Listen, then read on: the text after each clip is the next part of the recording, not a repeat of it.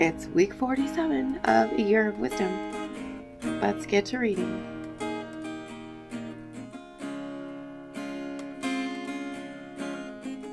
Day 323. Job 25, 26, and 27. Then Bildad the Shuhite answered, Dominion and awe are with him. He establishes shalom in his heights. Can his armies be counted? On whom does his light not rise? How then can a man be righteous with God? How can one born of a woman be pure? If even the moon is not bright and the stars are not pure in his eyes, how much less man who is but a maggot, a son of a man who is a worm? Then Job responded and said, How you have helped the powerless, how you've saved the arm without strength, how you have counseled the one without wisdom and revealed your abundant insights. To whom have you uttered words? Whose spirit has come from your mouth? The dead tremble, those beneath the water and all that live in them. Sheol is naked before him, Abaddon has no covering.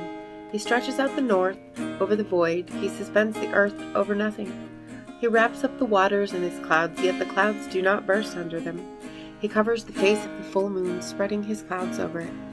He marks out the horizon on the face of the waters for a boundary between light and dark. The pillars of heaven tremble, astounded at his rebuke.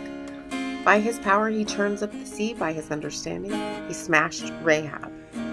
By his ruach the heavens are clear, his hand pierced the fleeing serpent.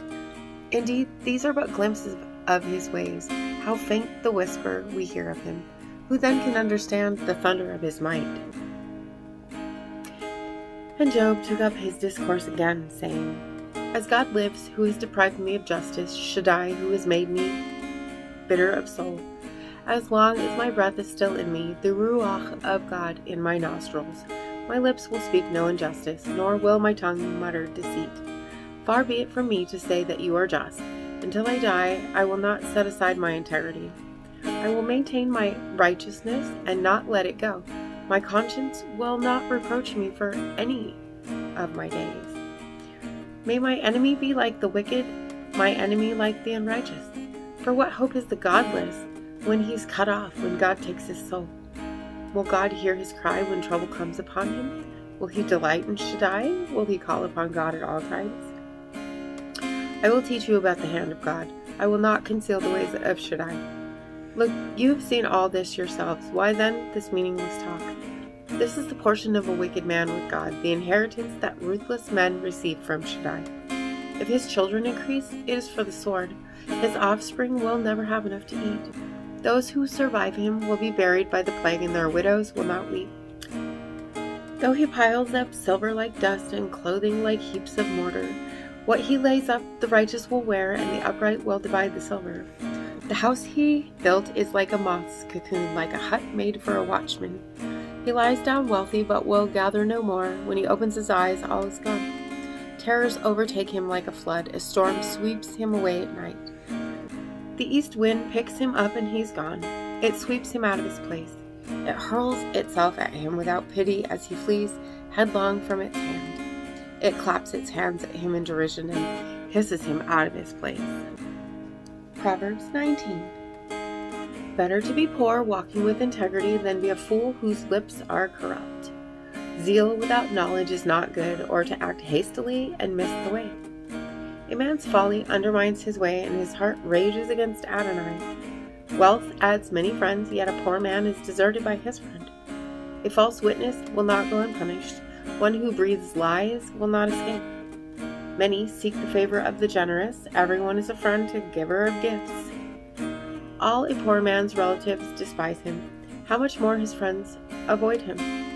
He pursues them with words, but they are not there.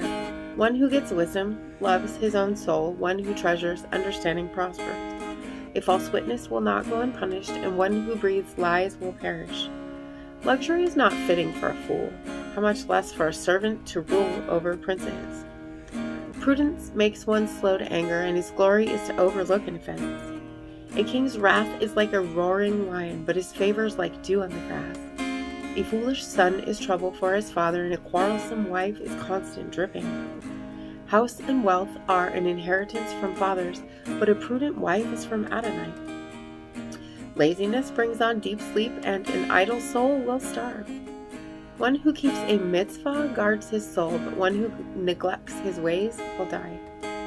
One who is kind to the poor lends to Adonai, and Adonai will reward him for his good deed. Discipline your son while there is hope. Do not set your heart on his death. One with great rage will pay a penalty, for if you rescue him, you will have to do it again. Listen to advice and accept instructions so that in the end you may be wise. Many are the plans in a man's heart, but the counsel of Adonai will stand. What is desired in a man is loyalty, and a poor person is better than a liar. The fear of Adonai leads to life, and he who has it rests satisfied, untouched by harm. The slacker buries his hand in a bowl and will not even bring it back to his mouth. Strike a scoffer, and the naive will learn caution. Rebuke a discerning person, and he will gain knowledge. He who robs his father and drives away his mother is the son who brings shame and disgrace. My son, if you stop heeding instruction, you will stray from words of knowledge. A crooked witness scorns justice, and a wicked mouth devours iniquity. Judgments are prepared for scoffers, and floggings for the backs of fools. And, as always, thank you so much for being here today. If you haven't already, hit that subscribe button right there, and click the bell if you want notifications, and hit that like button if you would for me, and I will see you tomorrow.